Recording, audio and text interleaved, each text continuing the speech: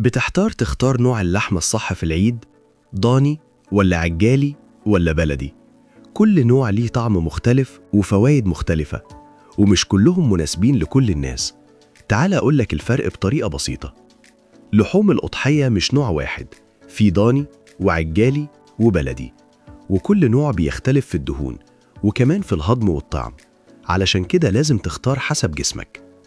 الضاني من أشهر أنواع اللحوم، طعمه غني ومميز جدا، لكن فيه نسبة دهون أعلى، وده بيخليه تقيل على المعدة شوية، مناسب للناس اللي بتحب الطعم القوي.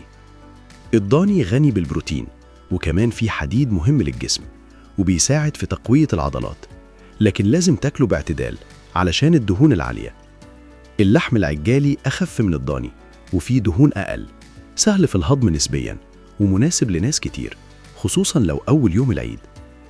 العجالي غني بالبروتين، وبيحتوي على فيتامينات مهمة زي فيتامين B12، وبيساعد في الطاقة، وكمان مناسب لنظام غذائي متوازن.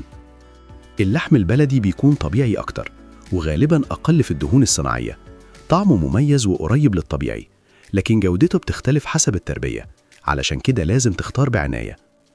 لو عايز طعم قوي اختار ضاني، لو عايز حاجة أخف اختار عجالي، لو عايز جودة طبيعية اختار بلدي. كل نوع ليه مميزاته، اختار حسب احتياجك. أي نوع لحمة لو زاد هيضر، الأهم هو الكمية وكمان طريقة الطبخ. حاول تقلل الدهون وكل باعتدال. اختيارك للحم الصح هيفرق في راحتك بعد الأكل. استمتع بالأضحية بس بذكاء. معلومة بسيطة بس فايدتها كبيرة. فايدة هاب، فايدة بسيطة بس تأثيرها كبير.